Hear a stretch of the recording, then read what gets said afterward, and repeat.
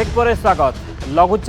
लघुचाप प्रभाव में राज्यर विभिन्न स्थान में वर्षा जारी रही ए वर्षा आगामी 3 दिन जारी रहिबो। प्रबल वर्षार संभावना रही केतेक स्थान में, विशेषकर दक्षिण ओडिशा रे प्रबल वर्षार संभावना रही। पश्चिम केन्द्रीय और संलग्न उत्तर पूर्व बंगोपसागर, उत्तर आंध्र प्रदेश और दक्षिण ओडिशा उपकूल निकटवर्ती में सक्रिय रही लघुचाप क्षेत्र। यह आगामी 2 दिन भितर दक्षिण ओडिशा और संलग्न उत्तर आंध्र प्रदेश और दक्षिण छत्तीसगढ़ दे पश्चिम उत्तर दिगक गति करिबो, जार प्रभाव में 17 तारीख जाए वर्षा लगी रहिबो बोली पूर्वानुमान करिछि आंचलिक पाणीपाग केन्द्र। तेज आसंता 24 घंटे सारा राज्य में हल्का मध्यम धरणर वर्षा हेबो। विशेष भाव में कोरापुट, मालकानगिरी, नवरंगपुर, रायगड़ा, गंजाम, गजपति, कंधमाल, नयगढ़, कलाहांडी 9टी जिला को प्रबल वर्षा नहीं येलो वार्निंग जारी करिछि पाणीपाग विभाग। तेबे आगामी 3 दिन प्रबल वर्षा 9टी जिला को येलो वार्निंग जारी करा जाइछि एवं सारा राज्य में वर्षा जारी रहिबो आगामी 3 दिन लघुचाप प्रभाव में। सत्यजित सेना अछंती भुवनेश्वर रिपोर्टर संपर्क अधिक अपडेट नेबा। सत्यजित, पाणीपाग विभाग रो कोन आकलन वर्षा को नहीं?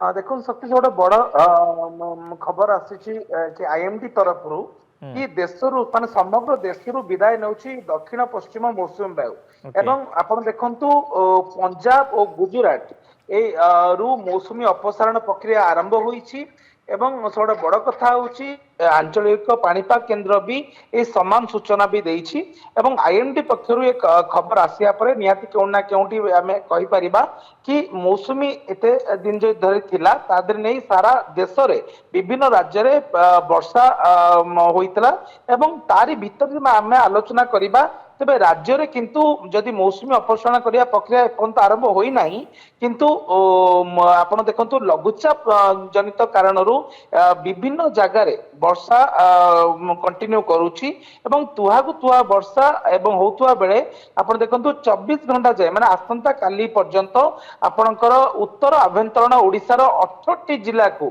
आपणकर हालुकर मध्यम वर्षा को नै येलो वार्निंग जारी करछि आंचलिक पाणीपाग केन्द्र एवं एई 18 जिला मानकरे जो सूचना रही जो वर्षा रहिबो से समय आप देखो 30 रु 40 किलोमीटर बेगर पवन बहिबार भी अनेक संभावना रही आहुरी 24 घंटा पर्यंत राज्यर विभिन्न जिला मानक सहित आपणकर उत्तर ओडिशा और दक्षिण ओडिशा रे किछि किछि स्थान में वर्षा लागिकी रहिबो एवं आगामी 3 दिन जाए वर्षा एई बड़ी धरण रे हबो बोली आंचलिक पाणीपाग केन्द्र पक्षरु सूचना आसुची एवं यह सहित शक्ति जदि हमें आलोचना करिबा तेबे उपकूलवर्ती जो जिला सब रही उपकूल जिला मानक भी समान स्थिति रहिबो।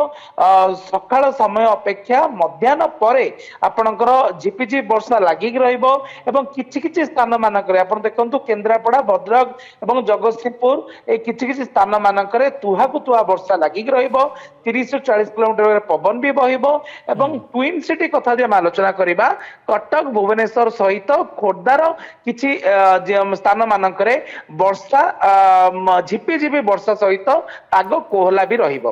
बहुत बहुत धन्यवाद सत्यजीत समस्त सूचना पाई। समय स्वतंत्र उपस्थापना नमस्कार।